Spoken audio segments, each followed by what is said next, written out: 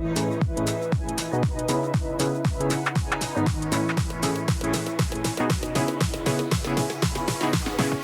so I'm Joe Blosser.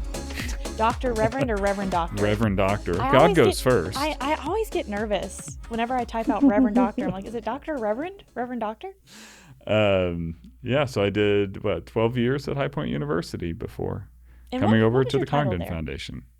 I had several different ones. Okay. I ended as the executive director of the Center for Community Engagement and associate professor of religion and philosophy. But yeah, I came over to the Congdon Foundation in spring of 2023 and pretty quickly walked over to the High Point Discovered door and was like, Amber, Hannah, you want to do a podcast? And we were like, twist our arm. Oh my gosh.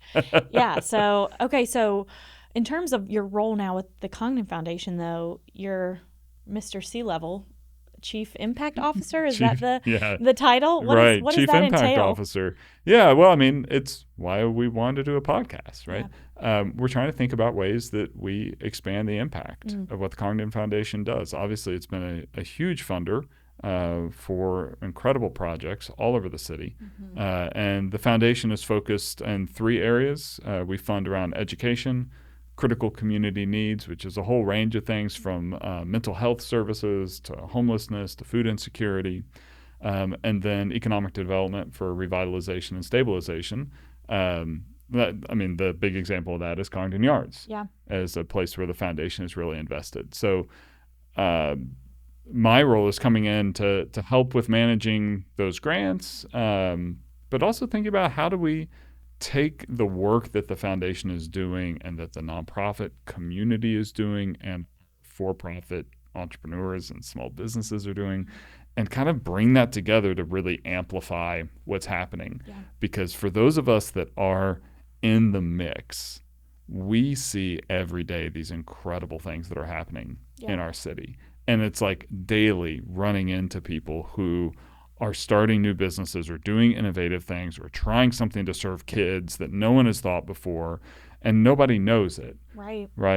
And that's a lot of the reason that High Point Discovered got going, because there are so many good things and somebody had to tell that story. Yeah. And so when I got this job, one of the first things I said was High Point Discovered. Let's tell some stories. Yeah.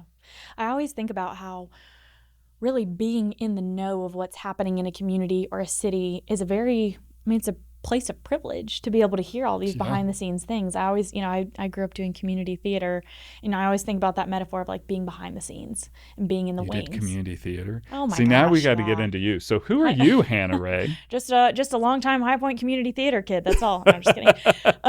So I'm Hannah. I'm the creative director at High Point Discovered, which just means managing all kinds of creative production and relying on. You write, you go through photography, you make beautiful magazines and websites. I kind of feel like I like hoodwinked them into letting me do that though, because I studied English in school, was a writer, came on as a writer, and then just because I was the only full-time employee there for 2 years, I was never trained in photography, graphic design, any of those things, but like the nature of being at a small, a small grassroots nonprofit, you learn it all because you start doing a little bit of everything. Yeah. So now I love what I do with working with other creatives, getting to hear their voices. Well, this is the city to do it. Yeah. You want absolutely. Creatives, they're everywhere. Yeah. But you grew up here. Grew up here, yes. So grew up in High Point, just couple minutes from Congdon Yards now.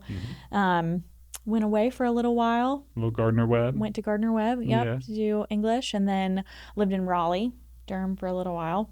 Worked at a marketing agency there, and it was one of those things where I think people in that young millennial, older Gen Z demographic, they get told like you need to go away and do this big thing and strike out on your own. I was just talking to some of the people from High Point Young Professionals, Lauren Mitchell and Jessica Wynn, about that there's this push that you need to go.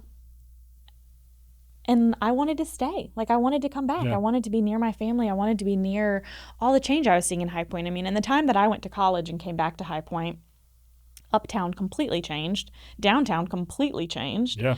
I remember coming home on a break and my dad was driving me around and he drove me past like Brown Truck and Sweet Old Bill's and Winnie's. And I was like, oh my gosh. Wait. Yeah, where was this? And then we drove by the stadium when it was under construction and he was like, downtown's going to be different. Like you're going to see the change. Yeah. So super exciting when I was invited back by Christy Barber to join the High Point Discover team once they became a full 501c3 nonprofit. Yeah. And but I think one of the most rewarding things about what you do, what I do, I'm not speaking for you, but I think that it's that meeting the people doing the work, and not everyone gets that opportunity, right? Like a lot of the times I think get in our cars and we go and we do our thing. We go to our job, we meet the people that we meet. We maybe are involved in a few small things, school or, religious activity, but we don't get to meet those people. And what High Point Discovered really aims to do is to give people that behind the scenes, waiting in the wings peek at who are these people.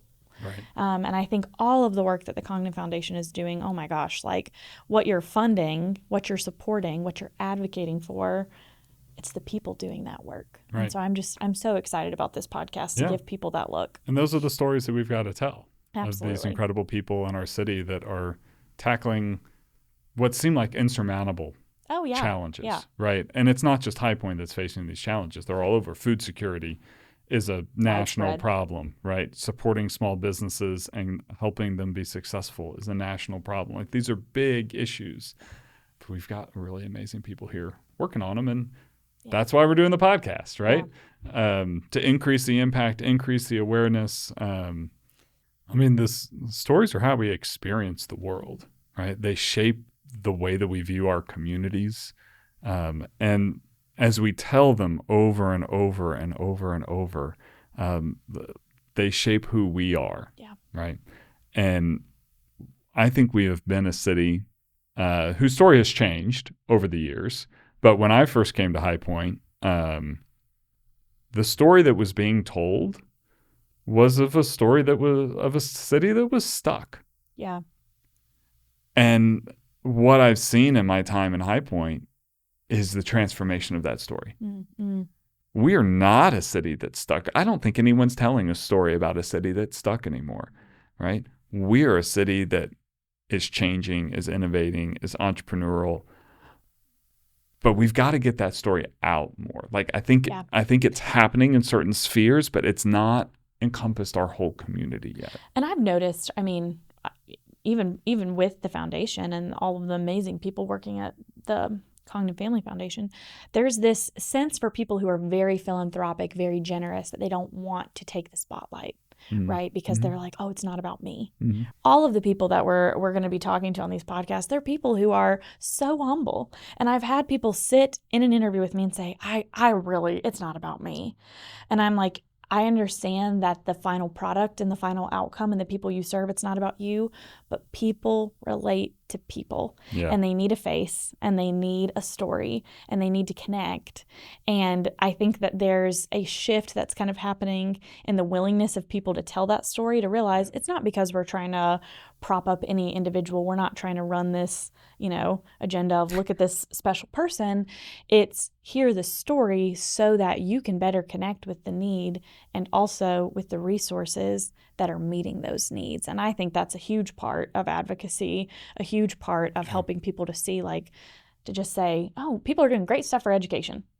That's going to be hard to connect with, right? But if you say, hey, this person who's doing this work because they were in teaching, they were an administrator, they saw the need, their child went through these struggles and now they do this. Oh my gosh, like that's going to resonate so much more with you as a listener or a reader, I think. Well, so we get the privilege to tell some stories. Absolutely. And to listen to some incredible people and their stories.